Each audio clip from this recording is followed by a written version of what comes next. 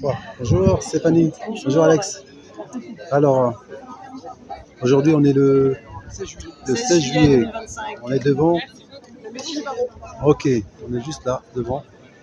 Et c'est quoi cet événement, on va dire? Eh bien, l'avocat qu'on connaît bien, Juan Branco, est audiencé aujourd'hui parce qu'ils ont entamé une procédure de radiation contre lui. Donc on est là pour le soutenir.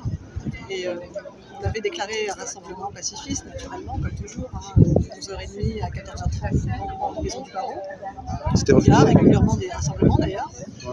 La préfecture l'a interdit hier soir, au dernier moment, comme d'habitude. Donc on a fait un recours au tribunal administratif ce matin, qui n'a même pas été audiencé, qui a été rejeté directement. Donc on voit bien que les autorités judiciaires de France Oui, alors à l'encontre de la contre le soutien populaire qu'il peut y avoir, qui est très important du fait Ça- de son engagement.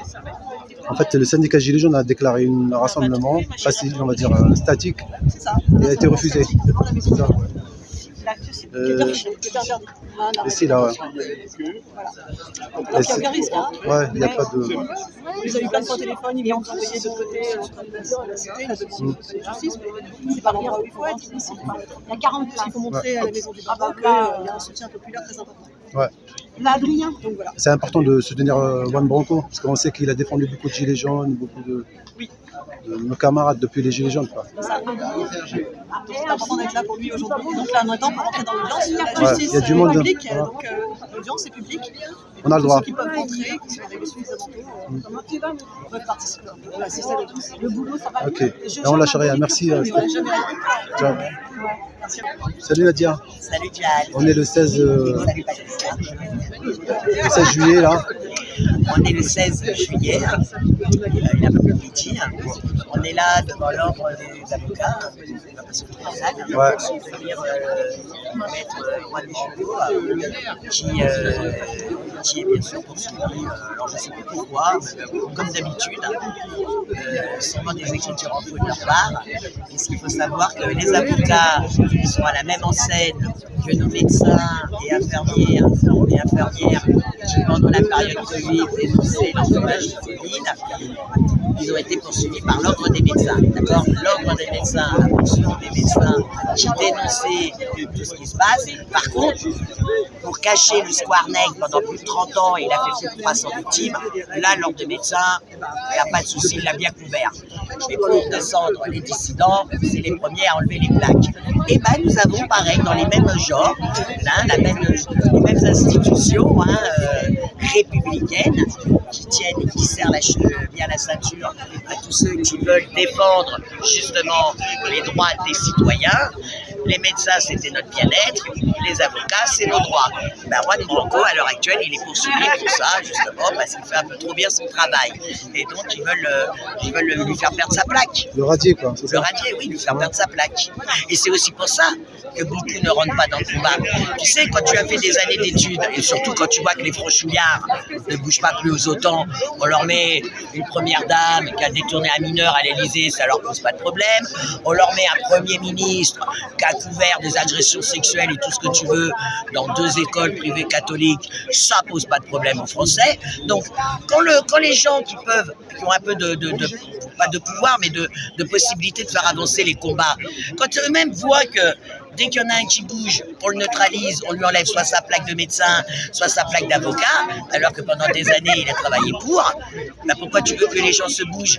Et encore mieux maintenant, hein, quand ils ne peuvent pas neutraliser par les tribunaux, bah les mecs, ils tombent des balcons ou des fenêtres. Donc quand tu as des mecs qui tombent de fenêtres ou de balcons ou se suicident dans un parking de la DGSI, où il y a des caméras partout, on est bien d'accord, ce n'est pas un parking de commercial, et encore les parkings commerciaux, tu as des caméras, donc c'est pour te dire. Mais pour les Français, c'est normal, tout passe bien. Tout passe très bien, tellement très bien que tu as entendu les dernières réformes là, que Bayrou va nous mettre pour nous serrer la ceinture. À côté de ça, ils ont augmenté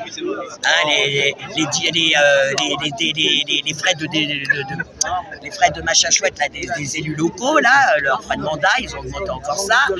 Tout va très bien, Madame la Marquise, dans le meilleur des mondes.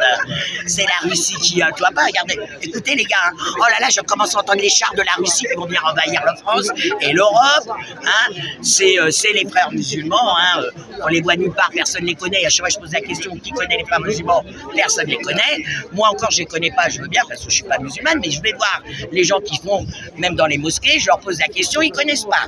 Mais apparemment, Retailleau et toute la clique les connaît. C'est tous ces problèmes. Ils sont partout. Ils sont partout. Ah, ils sont partout. C'est hallucinant, mais on les voit pas.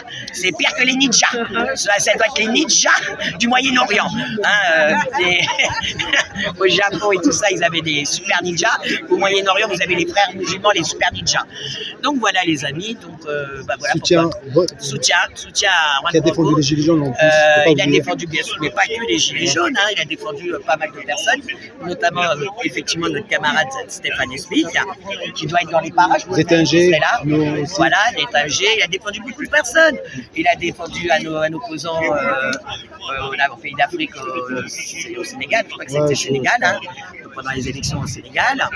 Non, il est un peu partout, il essaye de faire les choses. Alors oui, les gens le pointent du doigt parce qu'il faisait partie de ce milieu-là. Et aujourd'hui, il a décidé de se battre justement contre son propre milieu. Maintenant, ça ne suffit pas encore assez pour les bas du plafond.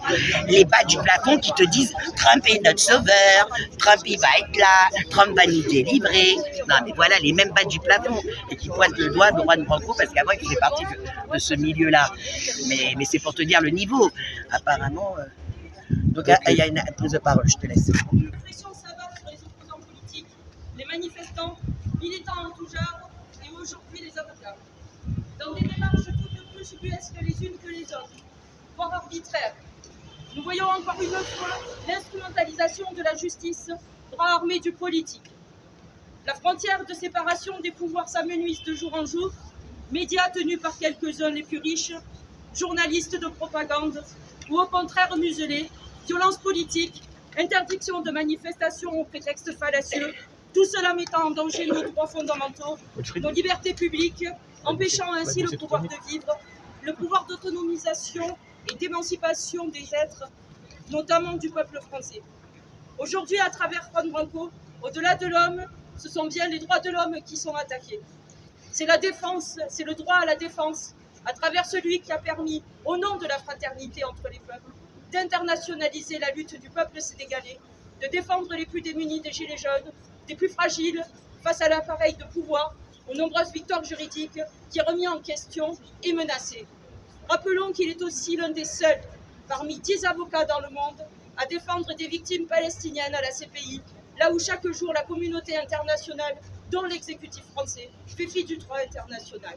Ne nous y trompons pas. Toutes ces tentatives de bâillonner, de faire taire les voix de la résistance à un système déliquescent qui se meurt et qui tente désespérément de survivre, n'auront pour conséquence que les faire grandir, que de les faire s'unir autour d'un même cri, celui de la liberté, de la démocratie, de la paix et de notre souveraineté.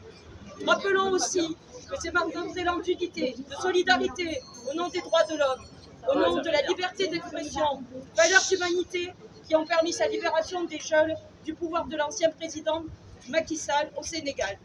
Continuons de le soutenir avec cette même détermination pour ces combats, nos combats. Les cycles ont une fin, ce pouvoir en aura une, comme c'est le cas depuis la nuit des temps. Alors, dans le processus révolutionnaire que nous vivons, incarnons d'ores et déjà ce nouveau paradigme de beauté, de solidarité et d'humanité. À Juan Branco pour tenir bon, à nous pour ne pas plier. Seule la lutte libère. Je vous remercie.